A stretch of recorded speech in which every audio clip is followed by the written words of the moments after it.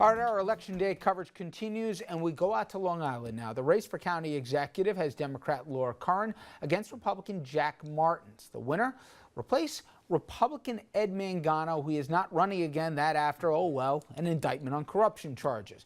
Corruption is a big issue in Nassau. That's also Dean Skeller's territory. The former Senate Majority Leader convicted of corruption, but that conviction's been overturned. The Republicans' case will be retried. So you would think the Democrat would have a big edge. But even though registered Democrats slightly outnumber Republicans there, the county has only had 3 Democratic executives in the past 80 years. What's your sense, Steve, in terms of what will decide this thing one way or the other? We talked about turnout being key. Obviously, that'll be important here. What else? Well, let's preface this by noting Nassau and Suffolk counties gave Richard Nixon and Ronald Reagan their biggest pluralities in the nation going back during those eras. Things have changed substantially with the demographic shifts. Far fewer white voters, far more minority voters. Nassau actually has more Democrats now than Republicans, but it's very, very close. It'll be interesting to watch here not just who wins the county executive position, but who wins the legislature. Curran wants a win with a Democratic legislature, and Martins wants to keep that 1-vote majority. What's going to matter? It's all about the turnout. Again, Martins has been able to, a certain degree, been able to divorce himself from many of the controversies that are going on right now, all on the Republican side. The present county executive under indictment, the present head of former supervisor of Oyster Bay under indictment. Dean Skellos, of course, was convicted, and then it was overturned.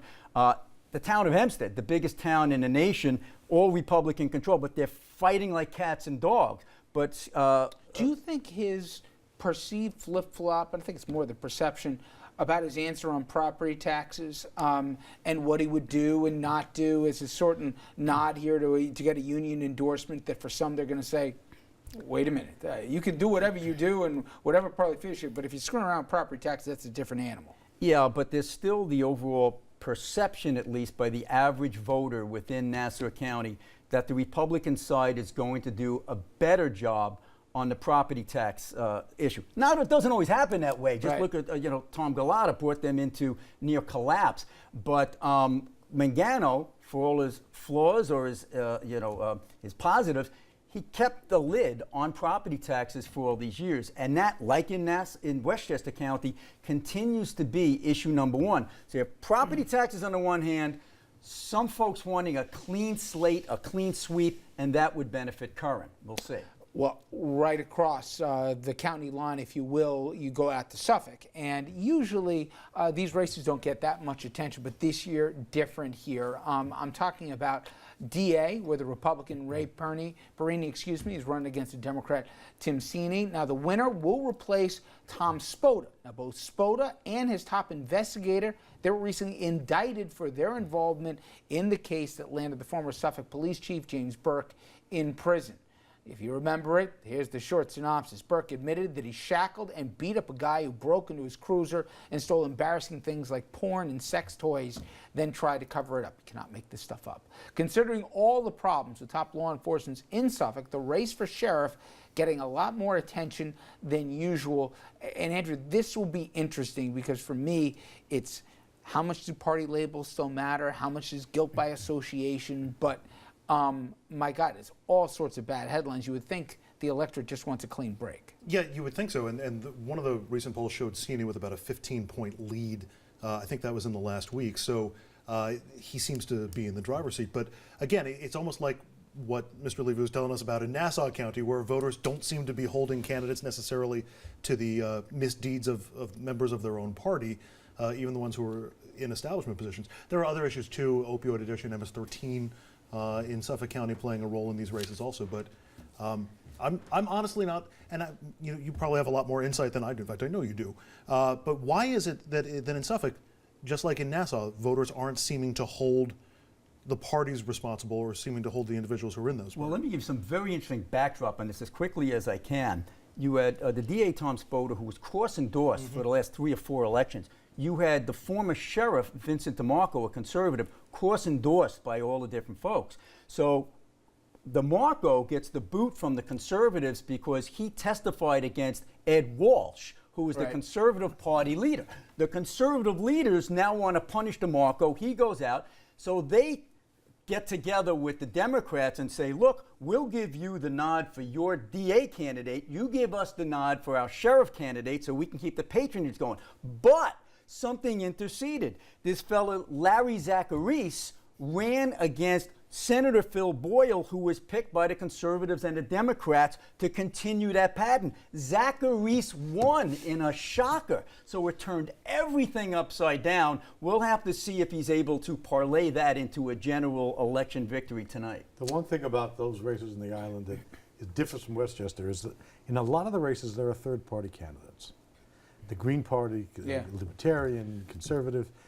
In races that are likely to be this close, if they get turned by the third-party candidates, Ralph Nader will be sitting there grinning, and it would be, in terms of the national impact, make everything crazy. Yeah. Could I just add, watch out for the name Cassandra Lems? Who is that? She's a Green Party candidate for county executive in Nassau. If these guys are 50.1, 49.9, she could make the difference. she in this. figures She'll she's pull stealing from from the Curran. Democrats. She'll Yeah, steal exactly. from the Democrats. Okay, now let's pivot to New York City, where very little drama is expected in the mayoral race. Democrat Mayor Bill de Blasio expected to cruise to a second term. All polls showing him with a commanding double-digit lead heading into Election Day. His challenger, Republican Nicole Maliotakis, she's failed to gain traction. In fact, she's pacing far lower than Joe Lhota did just 4 years earlier. And I don't even know where to go with Bo Dietl. But to me, I said this last night. I did some endorsements, and I held my nose with de Blasio. I'm not going to repeat it all, but I pray to God he doesn't think he walks out of tonight with some mandate here, that he is the national spokesman for progressivism here. Did what he said he'd do. He brought universal pre-K. He stopped stop and frisk. The crime rate is down, and he has not been a wastrel in spending. What more do you want? You want to like the guy? This is not a okay. Well, no, I tell you what more. You asked me. Finally, we get a guy who does what he said he's Well, going to do. he said a few other and things. you can't deal He with said it. he was going to deal with homelessness in New York City. He said he was going to deal with affordable housing in New York City. Must have missed those two things. Also, I'd love the guy right. if he could actually show up on time and a few other things. God forbid we expect that of public officials. By and large, he kept his promises. That's what gets people Okay, reelected. do you think this time he's going to learn after, I don't know, a record of 0-12 to stop picking fights with Cuomo? Can we at least... Oh, he didn't pick the fights with Cuomo. Oh, he picked a few. When he, He when picked he a couple ran of off to them. vacation, he Cuomo decided to He's go throw. emboldened. He's emboldened. Oh, Listen, God. He may run Cuomo for has to governor. become more like de Blasio these days than de Blasio like Cuomo. Remember, Cuomo... I've never heard this before. Look, Cuomo Oh, no, tried to be the absolutely. moderate in the first year or two, okay? And he built up some bona fides with the, independent crowd. He got his head handed to him by the Working Families Party, Zephyr Teachout, who scared the bejesus out of him. You can see no distance now between Andrew Cuomo and the Working Families Party. He's become more of de Blasio than de Blasio has of him. Blasio was talking about running for governor. De Which you're Blasio's gonna hear only a lot about fear, next week. the only way you can get a guy like de Blasio out was from the left, and that was not going to happen. But wait, would you guys, I know it's all convenient now, you guys really told me that 15 months ago that there wouldn't be one credible challenger to Bill de Blasio? It's that amazing. shows you how left the city and the base of the Well, to Democratic that Party point, have though, become. It's become, to me, Richard, the most enviable political job in New York, being the mayor of New York City, other than maybe Attorney General, that there is. In the You have last an re-election race economy for that Mike runs by Bloomberg, itself. Last two races, he won razor thin. When the people of the city don't like what their mayor is doing, they make the mayor's life tough. You focus on the fringes, and you're not wrong. It's but more the than the fact of the fringes. matter It's is the that people demographics, care yeah. about the.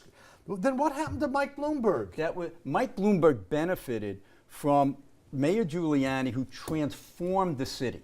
And In he was his his last endorsed candidate, and couple he of still races, just Steve, barely won. The fact of the matter is that people they may not like de Blasio, they like the job he did, and that has to count for something. I think There's no alternative. nobody in New York credits the economy that New York is enjoying right now to Bill de Blasio. Do you really believe that they look at the flush times in New York and say, oh, that's de Blasio's doing? His fiscal management of this city.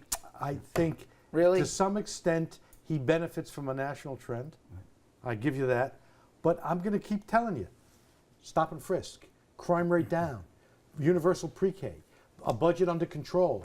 You can turn and talk about these other things, and you're not wrong. This will Sometimes kill it's me, better to be lucky but than good. You could have done that job and shown up 2 days a week, even with your sunny disposition, and done just as well as de Blasio did. Is this a compliment? Yeah, I know. You don't know what to do right now. To do as well as de Blasio does not strike me as being a compliment from Richard As French. I said, sometimes it's important to be good, but it's also important to be lucky. David Dinkins had no luck. He came in at a time where the economy was terrible, crime was out of control. De Blasio came in where he benefited by the reforms of Giuliani that brought the crime rate down, and you can't deny that. And the economy, can a little bit, no yeah. way, no way. That crime rate numbers. was down specifically because of the measures They from. couldn't from wait to also get down rid of him nationwide. until 9/11 Nothing. happened. It went down nationwide, but nothing like New I York gotta City. hit this Nothing break like here. New When York we City. come back, we're going to go across the river, if you will. The race for New Jersey governor and the polls closing. In about an hour and a half, we'll talk about the issues, the candidates, and why Donald Trump is a real factor here, even though he's not on the ballot. And by the way, Chris Christie made himself heard again today. You'll have to see it to believe it.